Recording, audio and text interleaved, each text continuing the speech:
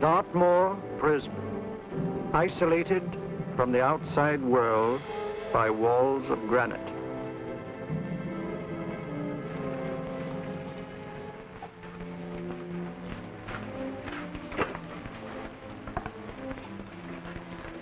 They say you could get out of here by merely telling what you know. You may or may not be another Scotland Yard bloke, but I'll give you the same answer I gave the others. I still have 2 years, 8 months, and 6 days left in which to make musical boxes. That'll be sold at auction for the benefit of this delightful sanctuary. And I intend to serve them.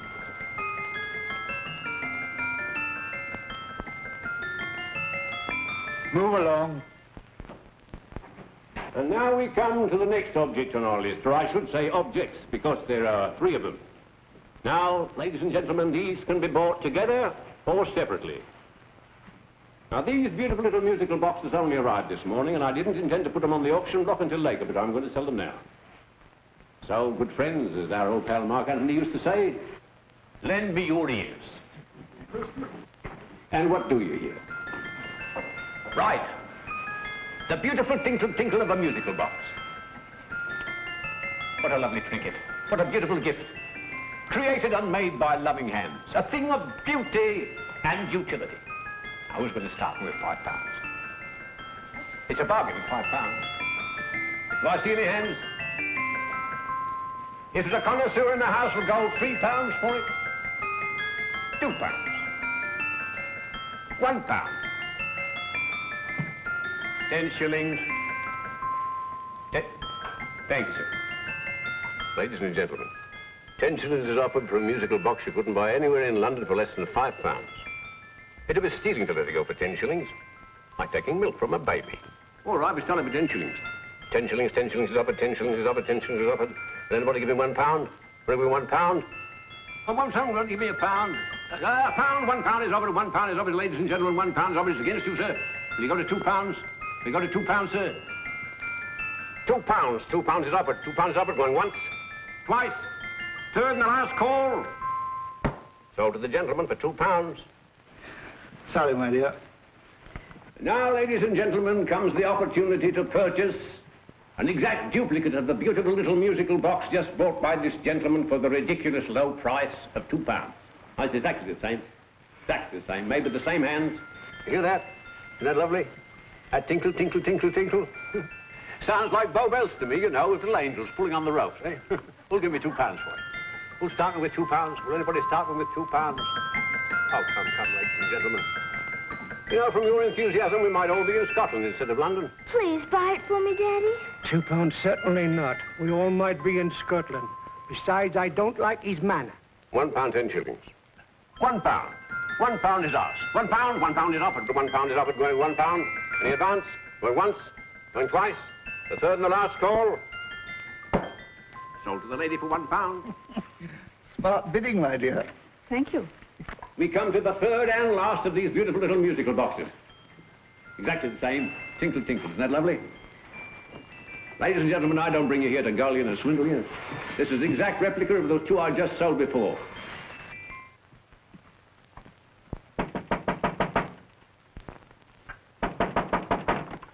We're closed. But this is extremely important. Come in, sir, come in. I'm sorry to disturb you, but I was unfortunately delayed from arriving in time to bid on certain articles which I was rather anxious to obtain. Or perhaps they weren't sold, sir. We are carrying several things over. What might the articles be, sir?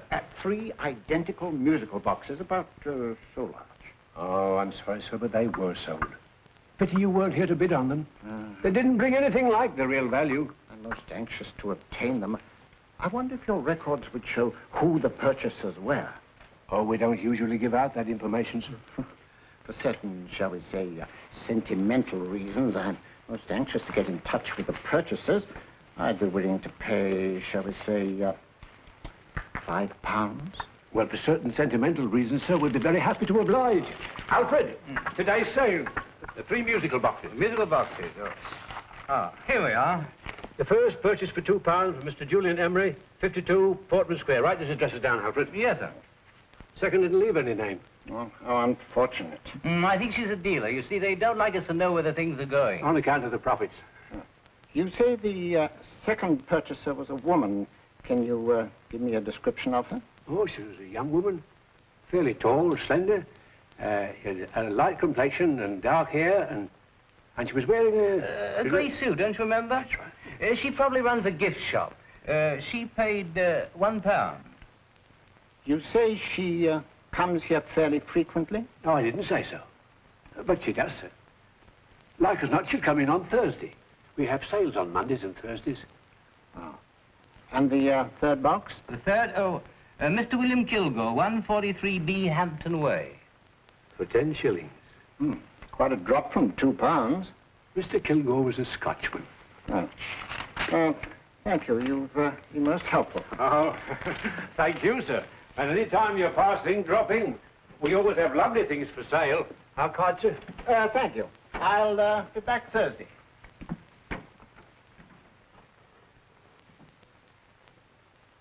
The message reached us too late. Musical boxes are being sold. Well, let's get out of here.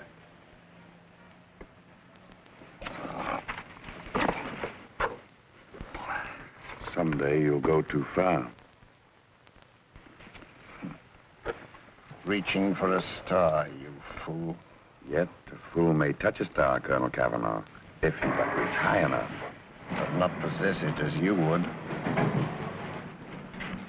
The musical boxes, they've been sold. What a pity for you, my dear Colonel. Is it my fault that the message reached us only an hour ago? Is it my fault that they were sold? You can't hold me responsible for that. Hope for your sake you're right.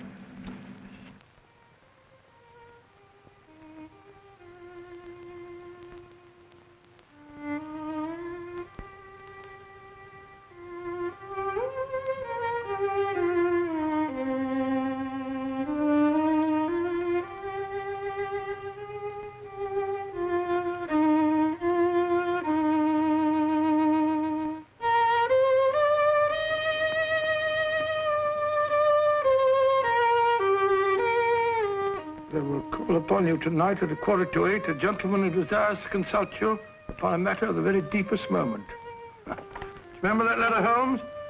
It was written over 2 years ago. An interesting case, devilishly interesting. Irene Adler. But a striking-looking woman from the brief glance I had of her. Seems only yesterday. What charm. What poise, and what a mind. Sharp enough and brilliant enough to outwit the great Sherlock Holmes himself.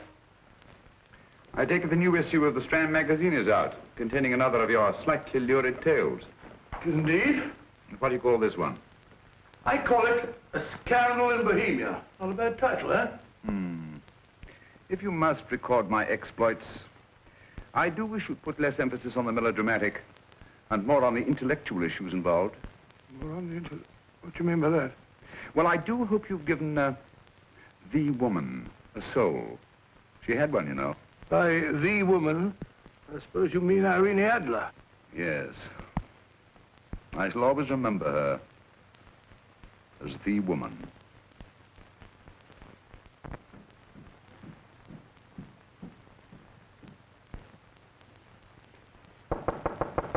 Dorian? I think. Thatcher, old boy, how are you? How are you, old boy? I haven't seen you for years. I want you to meet my old friend Sherlock Holmes. Holmes, this is Stinky. In other words, Julian Emery. How do you do, Mr. Emery? Watson has often spoken of you. Oh, has he? Yes, we were at school together. Yes, more years ago than I care to remember, but you didn't come in here just to remind me of that. No, I just happened to be in the neighborhood and saw your lights burning, so I took the liberty of looking you up. Still writing your mystery stuff? Yes, there's a new one out this week. Good, I never miss them. Oh, good, thanks. I say that bandage makes you look very interesting. Still poking your nose into other people's business as usual? Who hit you? I haven't the foggiest notion. Somebody knocked me on the head in my own living room, and then proceeded to commit the most idiotic burglary you ever heard of.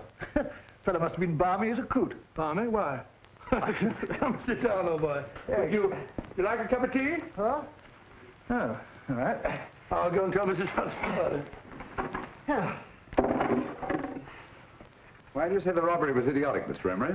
Oh, simply from the fact that with about £5,000 worth of musical boxes in my living room, the thief, who I caught in the act, made off with one that isn't even worth £5. I gather you're a collector of musical boxes. Yes, I am indeed. Some of them very beautiful, but not the one that was stolen. The thief evidently grabbed the first thing that came to his hand when he heard me coming into the room. Still, it's rather odd, isn't it, that having disposed of you, he didn't pick up something more valuable. Was there anything unusual about the stolen box? No, nothing at all. No, I picked it up in the south of France, several years ago. You say you have many valuable music boxes, and yet the thief made off with one that isn't worth £5. Sounds like rather an intriguing little problem. Yes, well, I take it that he was just an ordinary petty thief and didn't know the value. That is a possible explanation, and yet I venture to say that the average petty thief has a more extensive knowledge of the value of objets d'art than the average collector. Well, anyway, that's Scott and the Yard's theory. They didn't get very excited about it. That's consistent anyway. I wonder if I might see your collection, Mr. Emery. Oh, of course you could, yes. Nothing a collector likes more than showing off his trophies. When will it suit you?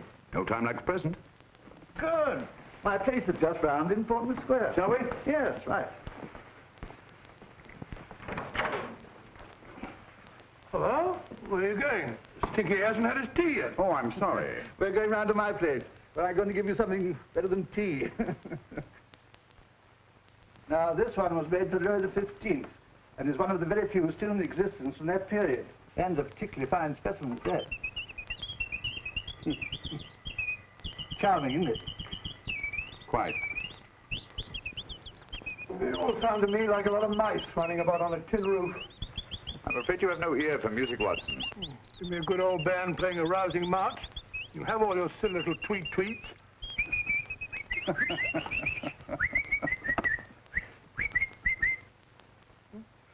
No room. Is this one?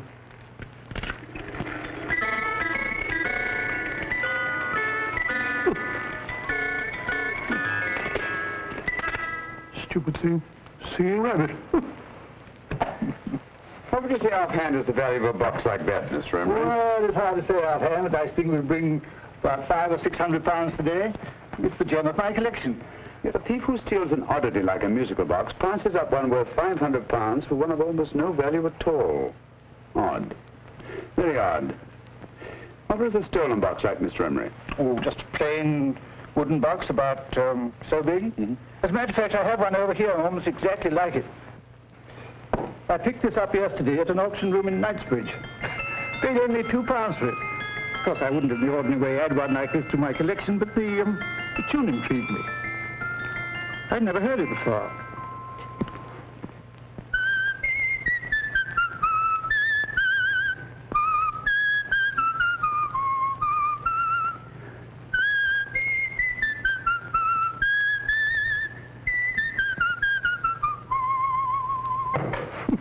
You have a remarkable ear for music, Holmes. Rather an unusual melody. Sit down, Will. Thanks. You say you bought that box at an auction sale yesterday? Yes, the Gaylord auction rooms in Knightsbridge. Run by old, what's his name?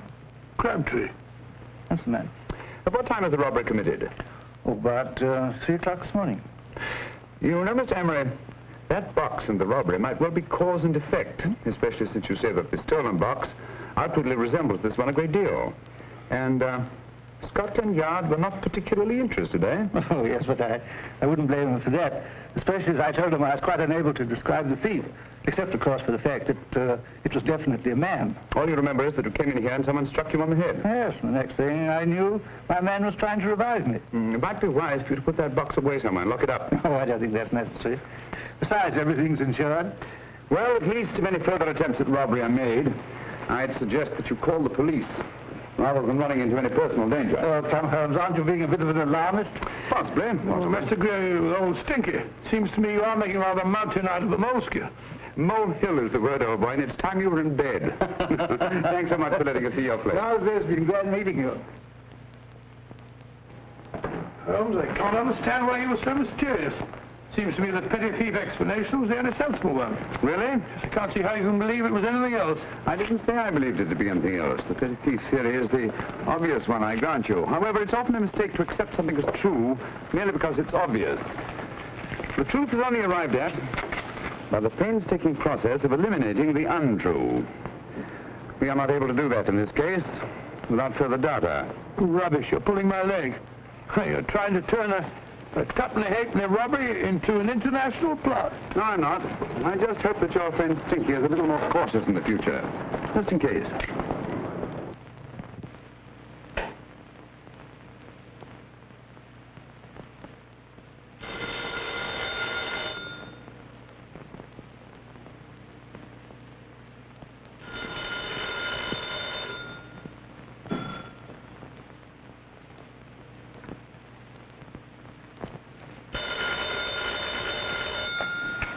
Yeah?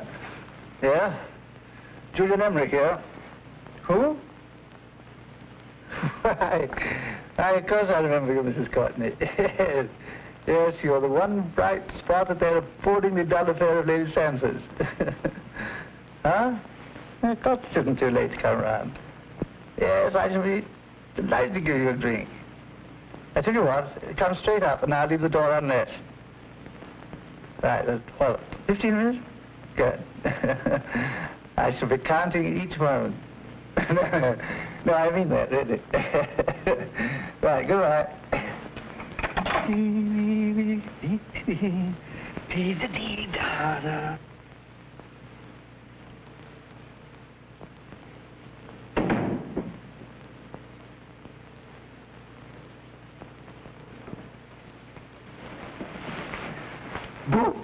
Oh, you startled me. Did I? Yes.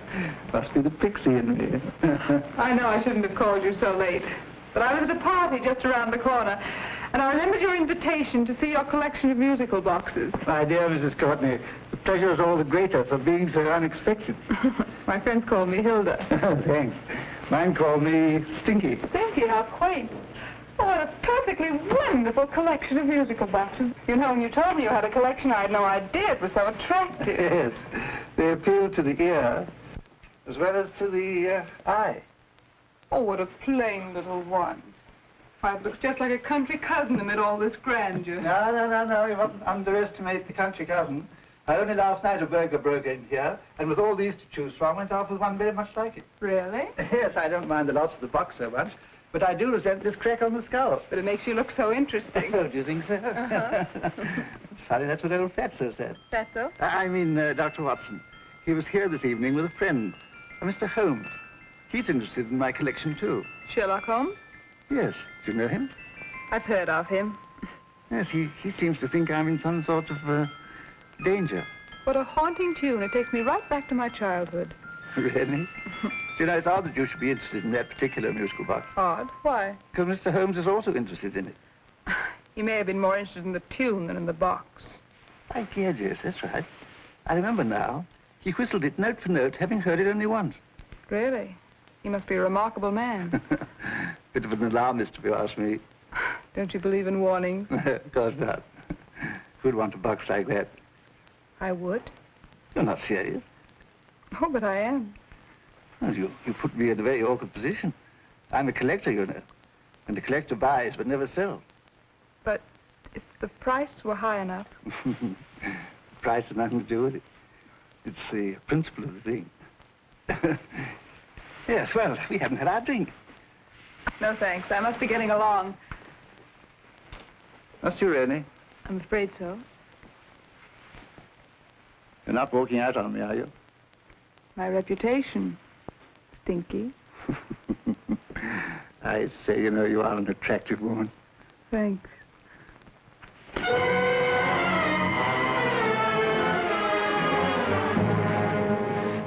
You fool. I told you to wait outside. What did you have to kill him for? All I had to do was walk out with this. He held you in his arms. Don't touch him. Don't touch anything. Now get out. I'm sorry. You're sorry. What about me? This is murder. What about Scotland Yard? What about Sherlock Holmes? Now get out!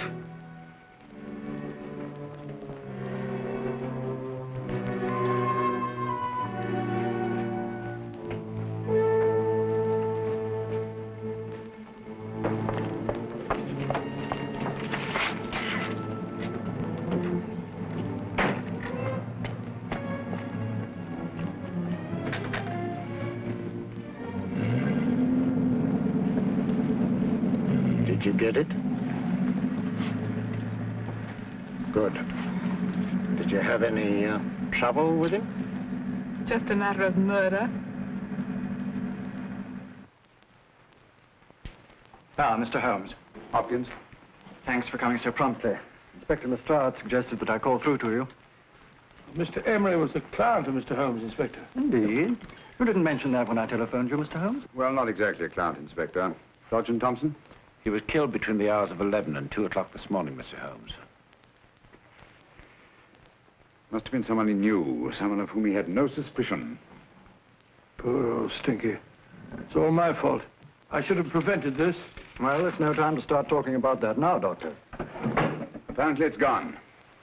That's the second attempt on the musical box that Emery bought at the auction sale. And this time it was successful. But that box was only worth £2. It was worth a man's life, Watson. I think we'd better pay a visit to Gaylord's auction room and that fellow Crabtree.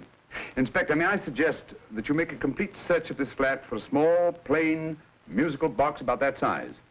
Thank you. Come on, Watson. You say the first box went to Mr. Julian Emery. The second to Mr. Kilgore, 143B Hampton Way. And the third to the unidentified young lady who presumably has a shop and lives near Golders Green. That's right, Mr. Holmes. Isn't it rather strange, Mr. Crabtree, that you should have had 3 identical musical boxes all playing the same tune? Where'd they come from? Dartmoor Prison. Dartmoor? Yeah, we get a regular shipment from there every month.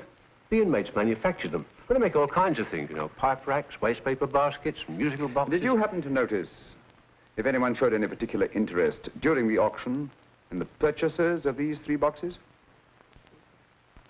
Oh, come now, Mr. Crabtree. This is very literally a matter of life and death. Well, since you put it that way, Mr. Holmes, there was a gentleman came in here about an hour after closing time, and he was in an awful state, he was. He gave me £5 to tell him where the boxes had gone to. He said they had a sentimental value for him, sir. Expensive sentiment. Can you describe him? He was tall, distinguished looking, and he had grey hair and a moustache. He was quite a gentleman, sir. What was his reaction when you were unable to supply him with the address of the young lady who owned the shop? I told him the young lady usually come back on Thursday. He said he'd come back on Thursday. Now, that's tomorrow. Thank you, Mr. Crabtree. You've been very helpful. Thank you. Come along, Watson. Where are we going now, Holmes? To the home of Mr. Kilgore, the man who bought the third box.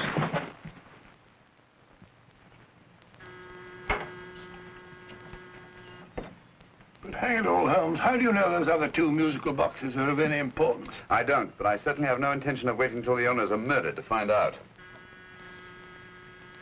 No one at home.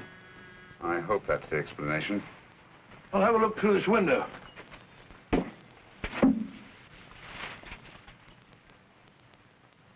Doesn't seem to be anyone there. The whole place seems deserted as far as I can see. Yes. Mr. and Mrs. Kilgore at home? No. When do you expect them? Oh, in an hour or so. There's no use you're hanging about. They don't buy nothing from peddlers. Peddlers? My good woman, this is Mr. Sherlock Holmes. Sherlock Holmes? Oh, go on. Do you mind if we come in and wait? My business is rather urgent. Well, I've got to go out and do my shopping. And I don't know if Mrs. Kilgore would like any strangers nosing about. Quite all right, I assure you. Well, I've got to be off. You're too late in the parlor. And no smoking either. Mrs. Kilgore says it smells up the house. Funny old girl, Holmes.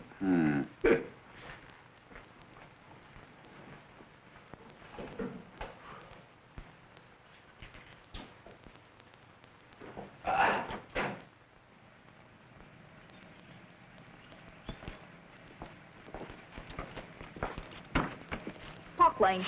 Park Lane? And what would the likes of you be doing in Park Lane? Now, don't worry about the fares, Ducky. If you know how to get to Park Lane, up it.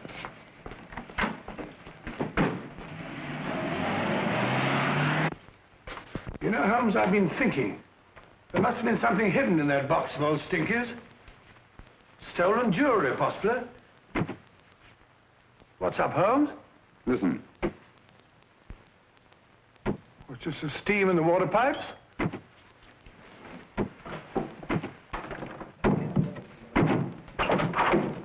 Watson! Great Scott! Come on, Holmes. Get on the chair here. It's all right, my dear. There. Now, don't worry. It's all over. There you are, dear. Don't cry anymore.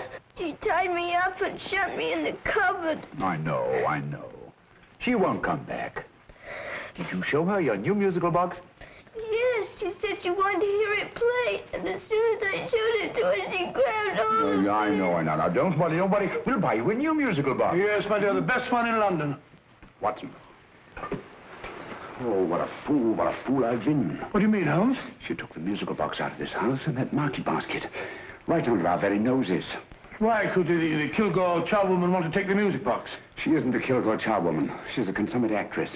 An extremely clever, unscrupulous woman who will stop at nothing. Take care of her child, will you, Wolfella, till her parents get back. Explain everything to them. Of course I will. But, Holmes, where are you going? Somewhere, somehow. I must get to the young lady who bought that third musical box before our opponents find out. I only hope that I won't be too late. Oh, no. No, darling, you mustn't cry anymore. Now, cheer up.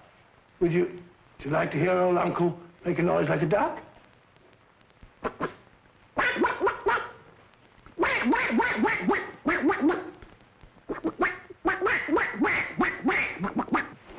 Oh, sorry.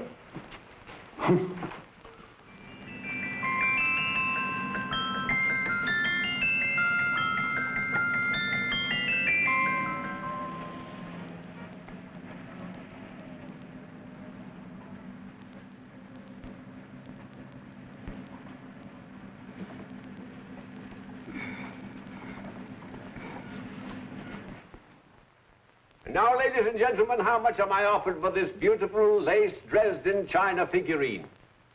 A lady of the French court. Now, this is the genuine article. What a beautiful ornament for your mantelpiece. Or you could use it as a centerpiece on the dining room table. Now, will somebody start me for £10? Will somebody start me for £10? £8? £7? All right, £5 is offered, £5 is offered, £5 is offered, £5.10, £5.15, £5.15. £6 is offered, £6, going once, going twice, the third and the last call. Have you all done? Sold to the lady from Twickenham for £6. Next, we have a real museum piece, ladies and gentlemen. A fine 19th century doll. A costume and exact replica of the holiday clothes worn by the Hungarian peasant women. Now, ladies and gentlemen, an article like this would cost you from £15 to £20 in a West End shop. I'm not going to ask you for anything like that. Who'll give me £2 for it? £2. Anybody offer me £2? £2 for the Hungarian? £2? £1. What? Anybody give me £1? Anybody offer me £1 for the doll? £1 is offered, ladies and gentlemen. £1 is offered. Now, I'm not going to waste your valuable time or mine in trying to get one half of what this beautiful doll is worth. If the young lady can steal it for £1, that's her good fortune. So it's going once, it's going twice, the third and last call. Any more? Sold to the young lady for £1. And now, ladies and gentlemen, may I draw your attention to something which may be a great surprise to you, worthy of any collection. The only other one like it is in the British Museum. It's a Ming vase of the 7th dynasty. This vase lay in a large collection somewhere outside Rome for over 2 centuries, I understand. It was discovered there by the noted antiquarian, Sir Andrew Coppleston. Now, some of you may remember Sir Andrew Coppleston. Besides being a noted traveller and antiquarian, he's also a gentleman rider.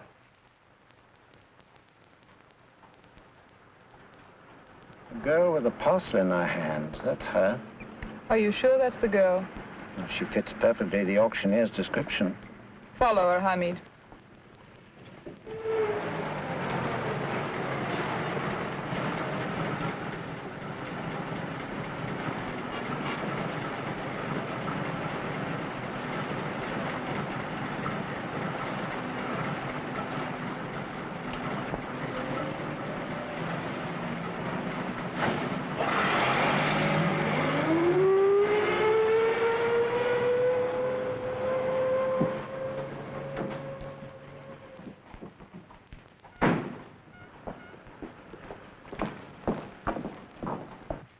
Lovely, dear. And only £1.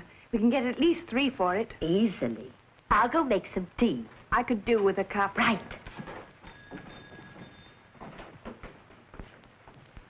Good afternoon. Good afternoon. I'm looking for a birthday gift for a 7-year-old girl. What would you suggest? We have some lovely dolls.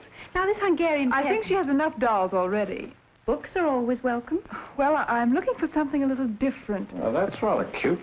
What is it? Well, that's a musical box. Children always love them. And this is an exceptionally nice one. It plays many tunes.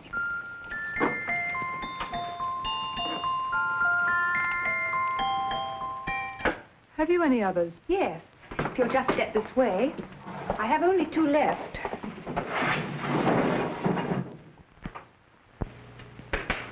Oh, nice.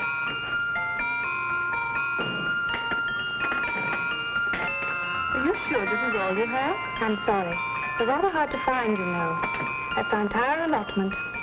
I did have one other, but I sold it earlier this afternoon. But it was only a plain wooden one. It wouldn't have been a very nice gift for a child. Really? Do you happen to know who the purchaser was? Why, yes. He left his card, just in case anyone should inquire for him.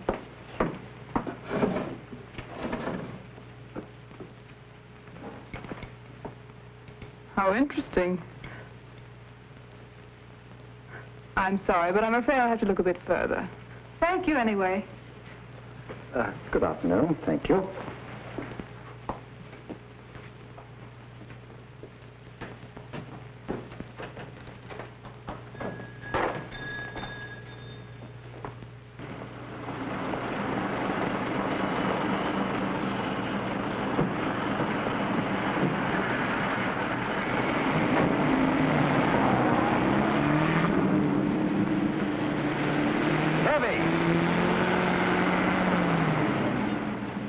Follow that cab. Here, now, what?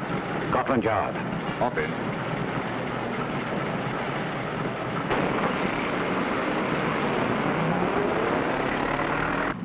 Sherlock Holmes. I might have known. We thought we were the hunters, instead of which we're the hunted. We've been fools. We played right into his hands.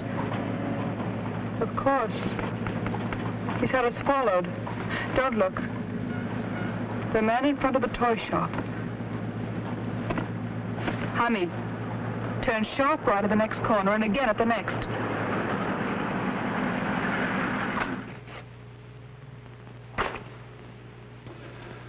No photograph of her, Commissioner, as I expected. She's not a known criminal. But how do you expect to know if you do find her? After all, she was disguised as a charwoman. Don't worry, old fellow. If I ever see her again, I'll recognize her. Well, it won't be long till we know who they are and from where they operate. Who's covering them? Sergeant Thompson's following them, sir. They won't get away from him. He's a good man. We could have arrested them at Clifford's toy shop if we had any proof. But we know that they killed Emery. Proof, my dear fellow. We must have proof. We have x-rayed it, sir. There's nothing whatever concealed in the box. We'll have a look at the plates.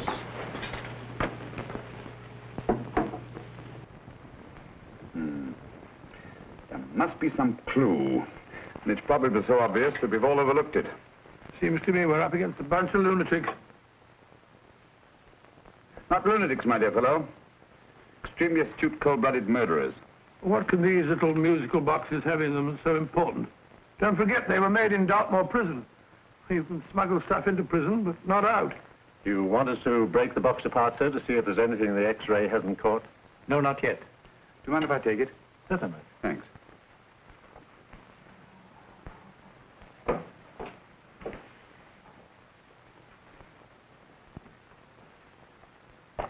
The governor of Dartmoor Prison informed us, sir, in answer to Mr. Holmes' question, that all 3 musical boxes were made by the same convict, John Davidson, serving a 7-year term, sir. Davidson? The Bank of England plate. That'll be all. Yes, sir.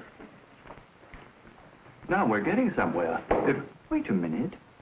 How did you know about the plates, Mr. Holmes? I'm a student of crime, Inspector. I make it my business to know about such things. And when the name of Davidson was mentioned... Well, who is this fellow Davidson? As long as Mr. Holmes seems to know all about it already, I suppose there's no harm in telling you. 2 years ago in London, there occurred a robbery of such tremendous importance, although the stolen articles themselves have no intrinsic value whatsoever, that the Home Secretary was instrumental in seeing that not a word of it appeared in any newspaper. But you never told me anything about this, Holmes. You were away at the time. Articles of no intrinsic value and yet of such importance? I don't understand. Davidson was apprehended within 15 minutes of committing the theft. But by that time, He'd hidden the articles in question, and they've yet to be found. Before going further, Dr. Watson, I must inform you that this matter's not to be mentioned outside of this room. Of course not. Do I look like a man who'd gossip? Let's not go into that now, old fellow, shall we? Davidson had been employed for years in a position of extreme trust by the engravings department of the Bank of England. The articles he stole were nothing less than a complete duplicate set of plates for printing £5 notes. What? The Bank of England's own plates? Precisely. And with those plates, a gang of crooks could flood England with £5 notes, not forged in the usual sense of the word, but notes undetectable from genuine Bank of England notes in any way whatsoever. Good heavens.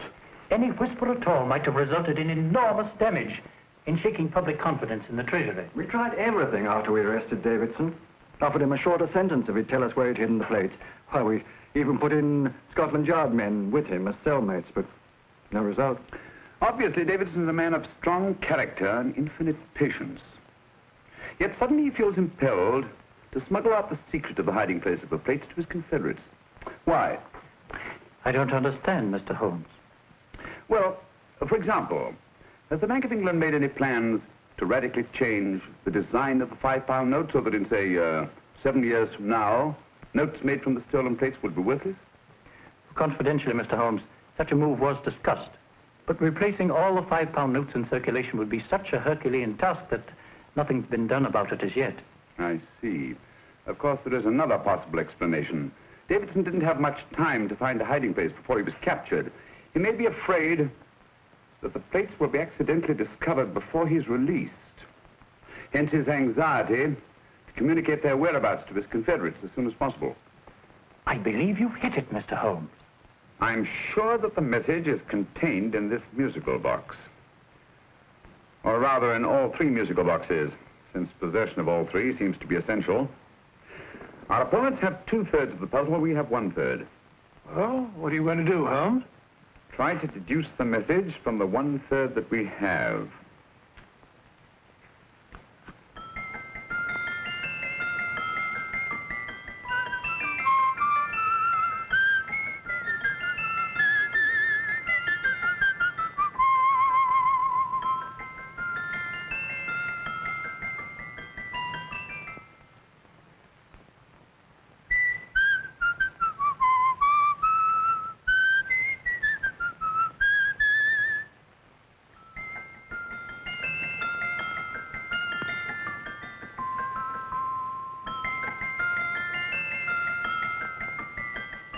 It's the same tune as the one played by Emery's musical box.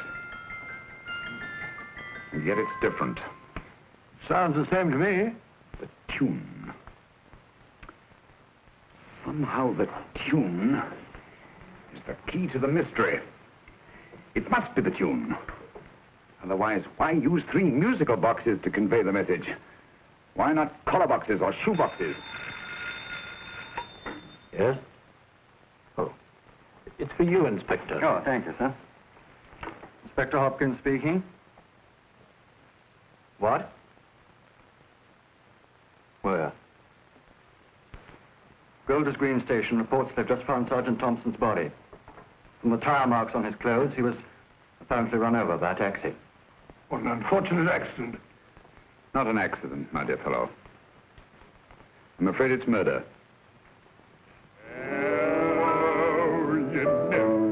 Just who you're going to meet when you're walking down a busy London street. Mrs. Orchid, Mrs. Brown, any subject of the crowd. Oh, you never know just who you're going to meet. So you better hold your topper in your hand, just in case you meet a lady on the Strand.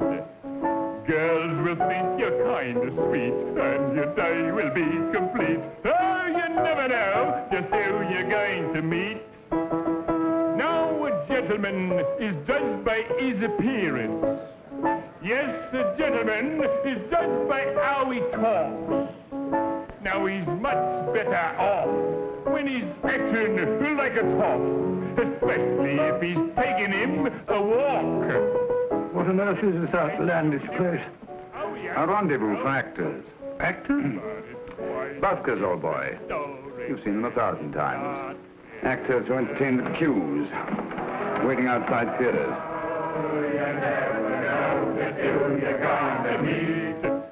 When you're walking down a busy London street, so you better wear your best, tell the time to look your best, 'cause you never know till you're gonna meet. So you better keep your manners right in view. Just in case the lie gives the how you do. Keep your trousers in a pleat, shine your shoes and keep them neat, 'cause you never know just who you're gonna be. Blimey.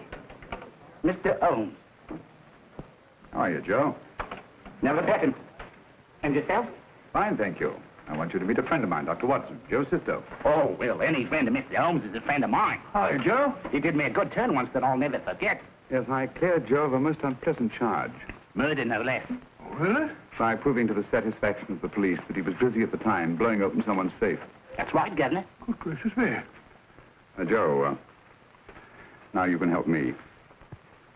Come on, buzz off, buzz off. Come on, off it, off it. Can't a gentleman have some peace and quiet around here? And you too. There you are, Mr. Holmes. Now we can have some peace and quiet around here. Thank you, Joe. There's £5 in this for you. Well, I wouldn't want to take it on myself, sir. But I can get somebody to do it for you for half of that. You don't know what the job is yet. For £5? Murder, ain't it? What? No, Joe, not murder, just music. I want you to identify a song for me. Oh, there ain't a song that's been written that I don't know. That's why I came to you. Of course, the violin is more my instrument, but, oh, well, here we go. Now listen to this, Joe.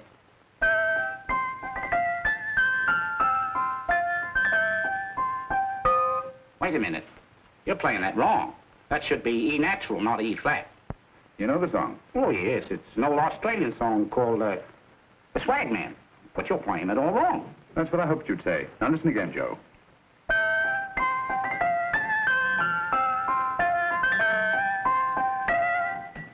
That's the same tune, all right. But you're making different mistakes than you did the first time. No, not mistakes, Joe. Call them variations. Here, play the song for me, will you, the way it's written.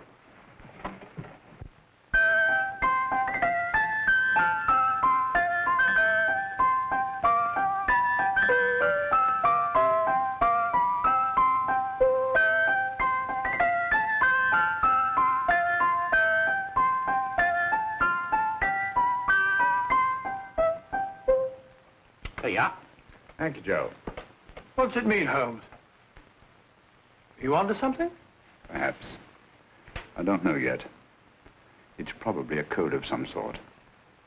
Joe? Could you write the song down for me? The way it was originally written? Oh, sure, Mr. Holmes. But it'll take a few minutes. Mm-hmm. Here, Mabel. Pale ale. Come on, off to it. Along with it.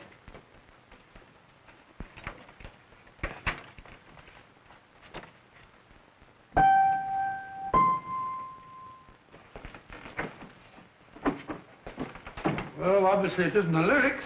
No combination of those words made any sense at all. The variations in the way Emery's musical box played the tune are different from the variations in the one we have. You sure? Quite. You see, I took the trouble to memorize the tune as played by Emery's box that night we were with him in his flat. Holmes, you amaze me. Elementary, my dear fellow. One of the first principles in solving crime is never to disregard anything, no matter how trivial. Why are there 3 boxes? Why not 1? Because the message was obviously too long to be conveyed by any one variation. Then there's the 3rd box, the one that woman took from the Kilgores. That contains yet another set of variations. Yes, well, it's all beyond me.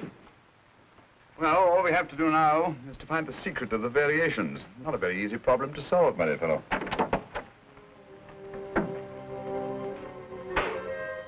Hello. What's up? We've had company.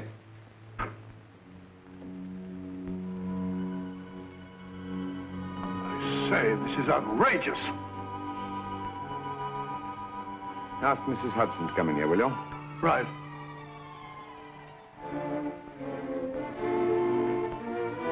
Mrs. Hudson? Yes? Oh, there you are. Will you come up here at once, please? Oh, coming, sir.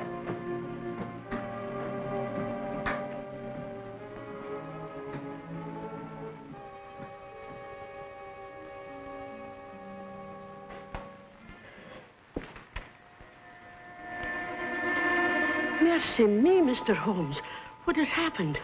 Who called while we were out, Mrs. Hudson? Just a young lady. The one who said you wanted her to wait for you. And a nice-looking old gentleman with Our her. friends again, Watson. Friends? What did the young lady look like? Oh, I couldn't see her face. She had a heavy black veil on. But she had such a nice way with her. Oh, I'm sorry, Mr. Holmes, if I've done anything wrong. But you did say I should always let clients come in and wait for you. Don't worry, Mrs. Hudson, don't worry. You had no way of knowing. It's quite all right, quite all right. Now, don't worry, Mrs. Hudson. Don't worry. Where on earth's the musical box? They didn't get it. Didn't get it? Where is it? It's in your hand. Huh? In that biscuit jar. Pick the biscuits off the top. Now put your hand inside, and you'll find the music box. Well done, Holmes. Well done. Amazing.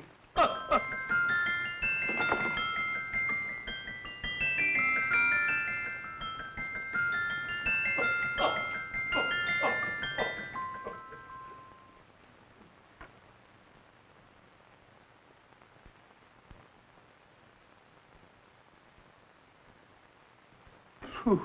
Nice fresh smell. Like a pub after closing time.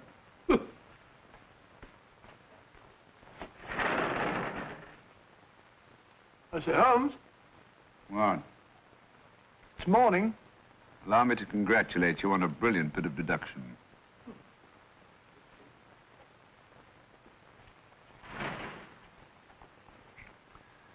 It's not a transposition, not a polygraph transposition, not a trigraph, nor any known form of decoding. How about the Morse code? Have you tried that? Yes, at about 3 o'clock this morning. I'm sorry, old man. I was only trying to help.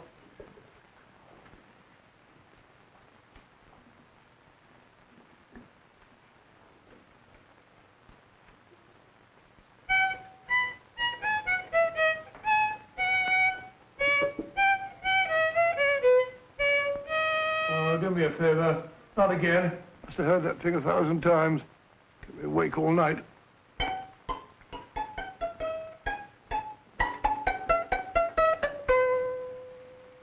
Not a very distinguished composition, I grant you. You know perfectly well I don't know one tune from the other. When I was a kid, my people tried to have me taught the piano. I've always felt sorry for that old teacher of mine. The poor old girl finally reached the point of numbering the keys for me. 1, 2, 3, 4. Even then, I never progressed beyond... Numbering the keys, Watson. The 19th key of the keyboard is the 19th letter of the alphabet. S. Here. Write it down when I give it to you, old fellow, will you? The first altered note. Write S first. Now, the 8th key is H.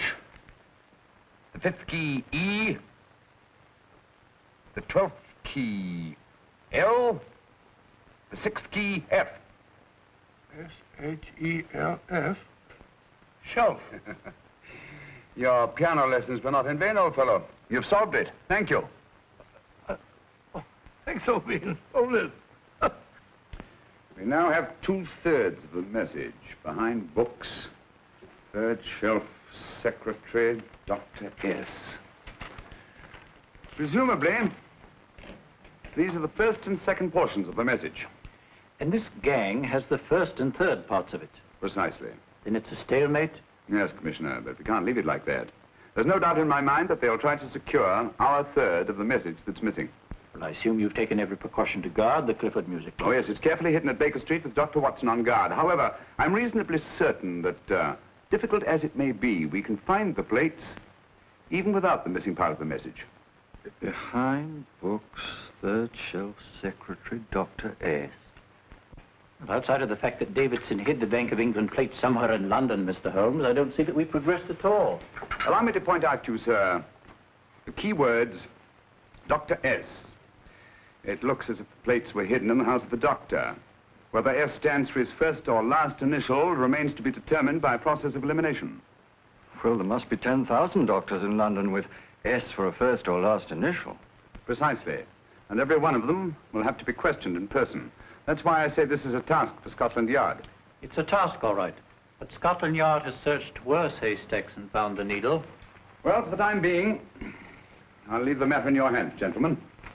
We'll call you if and when we get a lead on our mysterious Dr. S. In the meantime, I intend to follow up a little clue concerning a cigarette.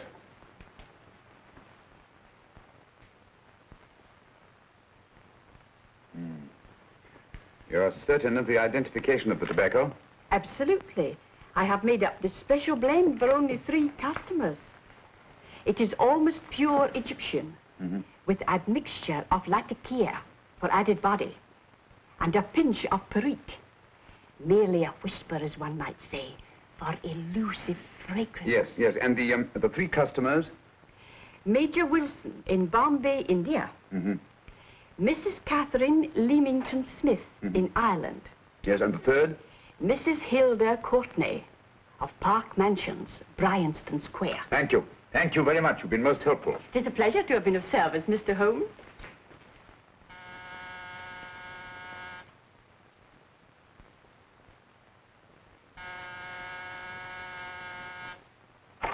Yes?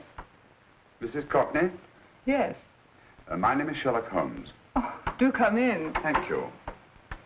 I've heard of you, of course, Mr. Holmes. I believe we have a mutual friend in Sir Edward Brookdale. He's spoken to me of you quite often. Indeed. And to what good fortune am I indebted for this visit? I think you know Mrs. Courtney. Well, I did get a summons for speeding last week, but outside of that, I don't think I'm of any interest to the police. Oh, come now, Mrs. Courtney. You seem to forget that you and I have met before. I'm sorry. I'm sure I would have remembered meeting the great Sherlock Holmes. Please sit down. Thank you. You say we met before. Yes. At the home of Mr. and Mrs. Kilgore, 143B Hampton Road. Kilgore? I don't think I know anyone of that name. Well, I didn't say you knew them. As a matter of fact, you called on them when they were out. I don't understand, Mr. Holmes. Really? And you were dressed rather differently. Indeed. Cigarette? Thank you.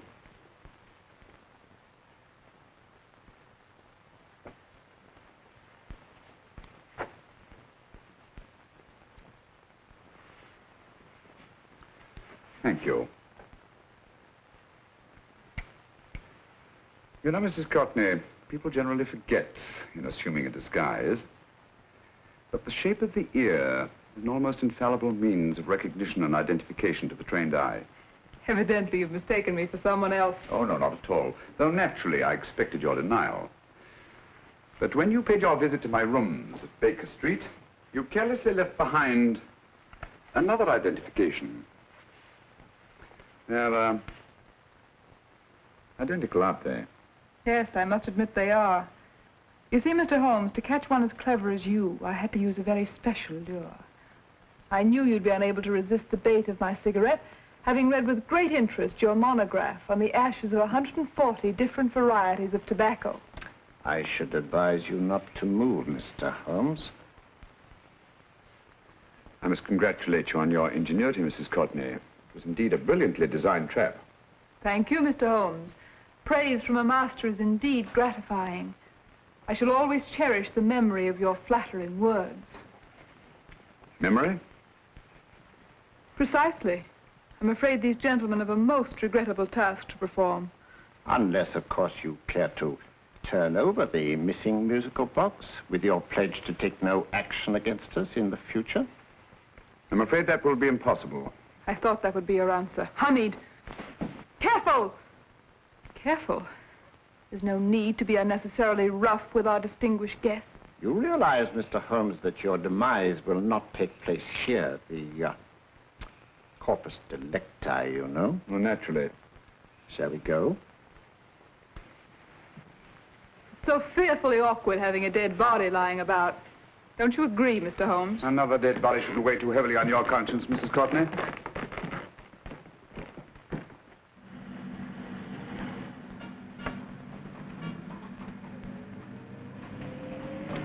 You mind if I have a cigarette? Don't see why not.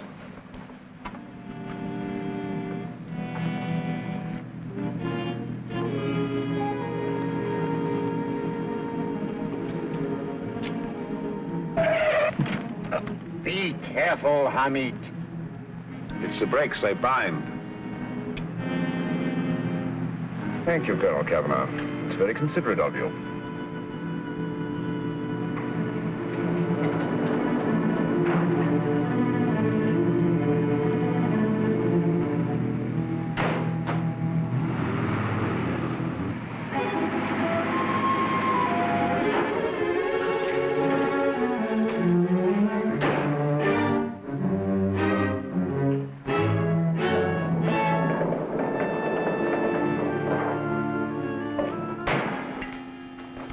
You'll be happy to know, Mr. Holmes, that your death will be a painless one. Hamid, attach this to the motor of the taxi. That little attachment, my dear Mr. Holmes, contains the deadly fluid known as monosulfide. The Germans use it with gratifying results in removing their undesirables.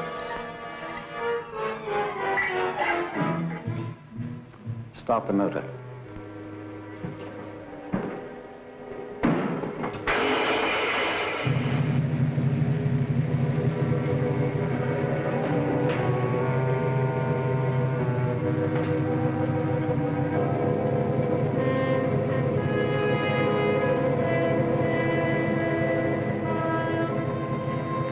Tape his mouth.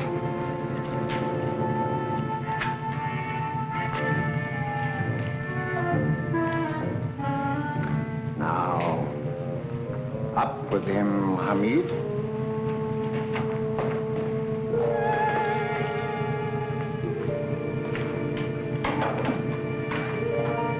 You find yourself like Muhammad's coffin, Mr. Holmes, suspended between heaven and earth. Plenty of fuel in the tank? Good. It would be too bad to have anything go wrong through so simple an oversight.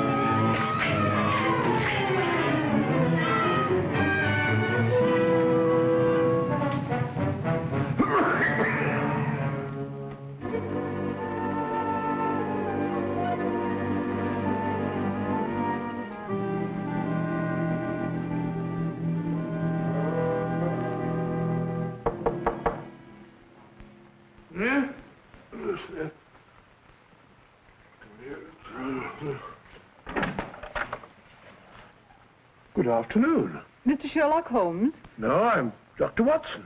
Oh, of course, Dr. Watson. How stupid of me. Oh, so it's stupid of me.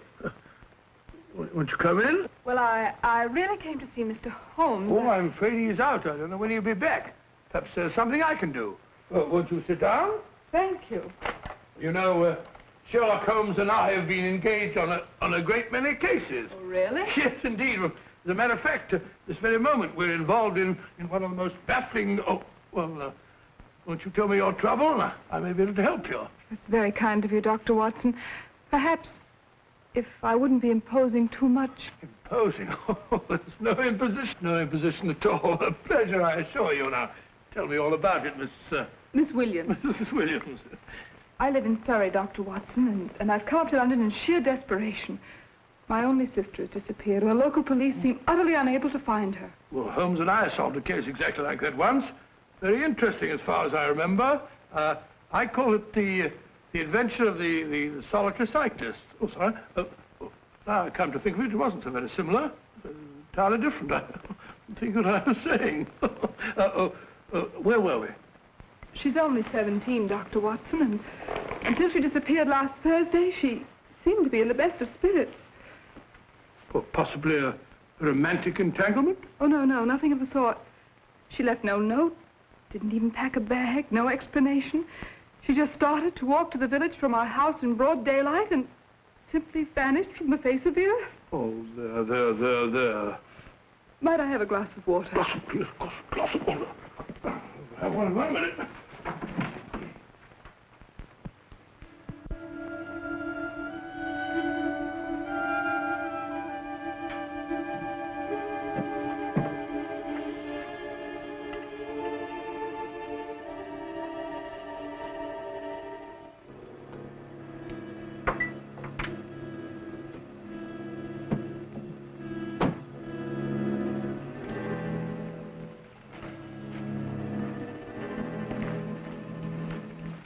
There you are, my dear. Thank you, Dr. Watson.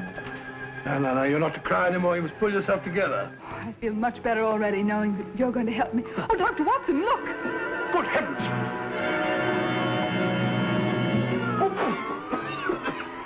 Get through the fire brigade, quickly!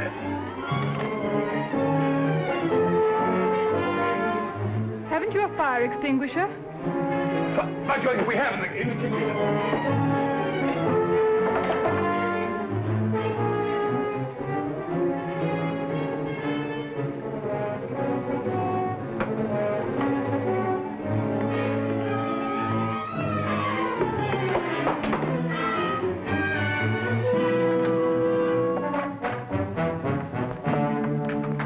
Don't you worry, Miss Williams. We'll have this thing out in no time.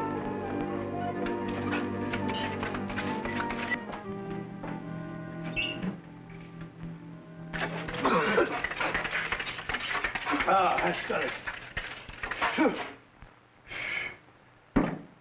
It's a bear. Well, you see, there was no need for the fire brigade after all.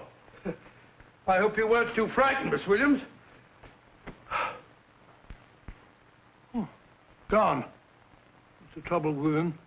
They always lose their heads in an emergency. Well... a musical box. Great Scott! Miss Williams!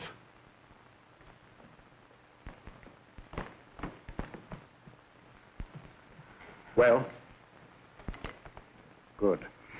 And Holmes? By now, Mr. Holmes has no doubt exchanged his violin for a harp. Always assuming that heaven is his destination. And now that we have the missing musical box.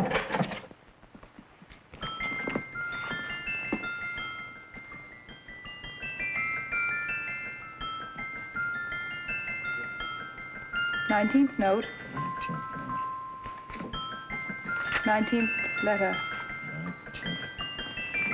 Yes. He hasn't been there, you say? Holmes, where on earth have you been? I've been trying to get you at the club, at Scotland Yard, all over London. You're looking for me in the wrong places. Holmes, terrible things happened. I've been duped. That woman, she made a complete fool of me. Well, what do you mean? Well, she came here, let off a smoke bomb. I thought the whole place was on fire, and my first thought was to save the musical box. No need to say any more. She has the box. Yes. Don't blame yourself too much, old fellow. She's an extremely clever antagonist. Smoke bomb, you said? Well, you can console yourself with the thought that your charming friend is at least a reader of yours. What do you mean?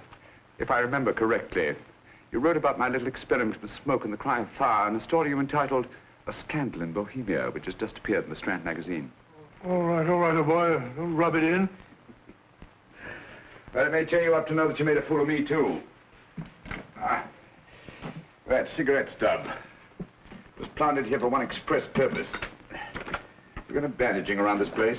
Bandaging? What's the matter, Holmes?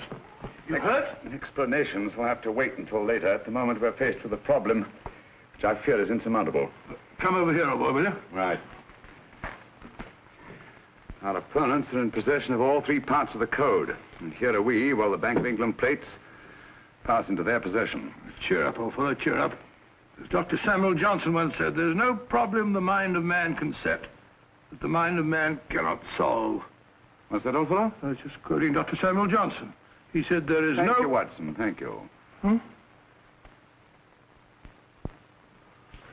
Leaving the front reception room, we come into the main hall, where Dr. Johnson was in the habit of passing through to have his meager meals in the dining room opposite, in company with his friend and biographer, James Boswell. We will now pass up the stairway, which remains in its natural wood finish, just as it was when the good doctor was here. The framed etching on the wall is believed to have been presented to Dr. Johnson by the distinguished painter, Sir Joshua Reynolds. I've been told here that that picture was given in by Mrs. Thrale, and it's definitely not a Reynolds. Is that important, my dear? Oh, I'm sorry. This way, ladies and gentlemen, please, this way. Move along, children, move along.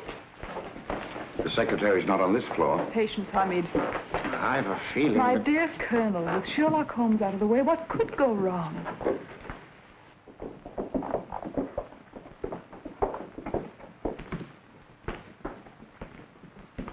And here we have the Garrett Library, in which Dr. Johnson wrote his famous dictionary, and in which you will see also many of the great man's books and other items of interest. Step forward, ladies and gentlemen, please, step forward. Standing in the corner is the secretary, which contains many of the original works by the literary genius. On this table, Dr. Johnson's cat, Hodge, used to sleep while his master worked. A strange thing about this cat, ladies and gentlemen, was its love of oysters. They do say that the dear doctor often went hungry to find the cat that delicacy. What a pity. Now we will visit the grey room, which is immediately below us, in which you will see the very bed in which Dr. Johnson died. What did he die of? Gout. Just gout. This way, ladies and gentlemen. Mind the steps, please.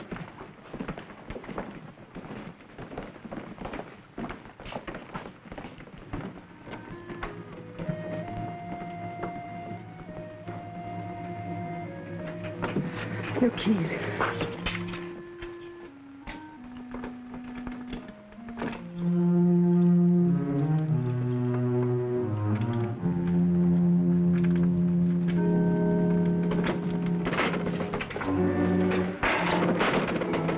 Third shelf up.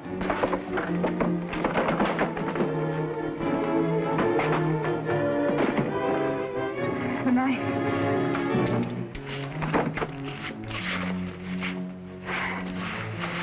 Gentlemen, the Bank of England plates. Well, Mrs. Courtney, so we meet again. No, I shouldn't do that if I were you, Colonel Cavanaugh. I must congratulate you, Mr. Holmes. You're far more clever than I thought. Thank you, Mrs. Courtney. Praise from you is indeed gratifying. I shall always cherish the memory of your flattering words. Memory? Oh, thank you. And now I have a most regrettable task to perform.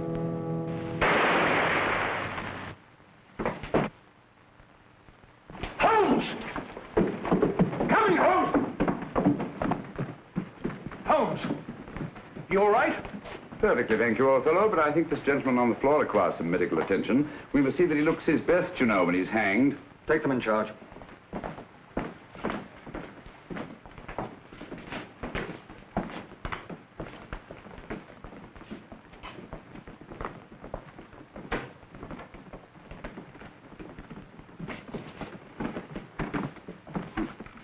A brilliant antagonist. It's a pity her talents were so misdirected. Will you see that these plates are returned to the Bank of England, Inspector? I still don't understand how you solved it, Mr. Holmes. It's entirely due to Dr. Watson. He gave me the clue when he mentioned Dr. Samuel Johnson. Well, congratulations, Doctor. Oh, thank you, Inspector. I don't think I could have done it entirely without Mr. Holmes's help, you know.